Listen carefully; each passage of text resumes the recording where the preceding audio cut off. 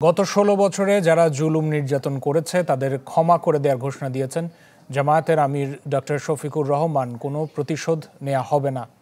দুপুরে তেজগাঁওয়ে গণমাধ্যম কর্মীদের সাথে মতবিনিময় সভায় তিনি কথা বলেছেন। যদি কোনো ভিকটিম ন্যায় বিচার চায় তাদের আইনি সহায়তা দেওয়া হবে বলেও জানান তিনি।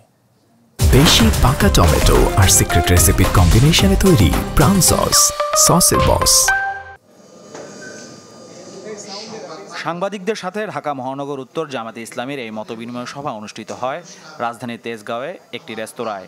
গণমাধ্যম কর্মীদের অনেকেই তখন শেখ হাসিনার আমলে সংবাদ প্রচারের নানা প্রতিবন্ধকতা ও তিক্ত অভিজ্ঞতা তুলে ধরেন। সভায় জামায়াতের আমির ডাক্তার শফিকুর রহমান বলেন, অদৃশ্য এক শক্তি গণমাধ্যমের কণ্ঠরোধ করে রেখেছিল। অতীতে আপনাদের হাতের কলমকে ফ্রিজ করে রাখা হয়েছিল, একটা অদেখা হ্যান্ডকাপ আপনাদেরকে পরিয়ে দেওয়া হয়েছিল। যারা কথা বলেন তাদের মুখে সেরকম অদেখা একটা তালা ঝুলিয়ে দেওয়া হয়েছিল।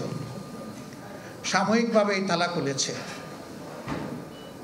আমরা যখন জেগেই উঠেছি, আমাদের আর ঘুমাবার প্রয়োজন নেই। এ সময় বিগত দিনে যারা নেতাকর্মীদের নির্যাতন করেছে দল হিসেবে তাদের ক্ষমা করে দিয়েছে বলে মন্তব্য করেছেন জামাতের আমির। তবে হিংসার রাজনীতির অবসান অবশ্যই চাই, প্রতিশোধের রাজনীতির অবসান চাই। কোনো ভিকটিম কিংবা ভিকটিম ফ্যামিলি তারা যদি সুনির্দিষ্ট অপরাধের প্রতিকার চেয়ে আইনের আশ্রয় নেয়, আমরা তাদেরকেও সাহায্য করব, এটা আমাদের দায়িত্ব।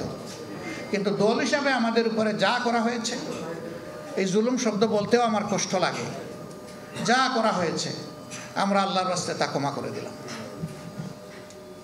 দল হিসাবে আমরা কোনো প্রতিশোধ নেব না।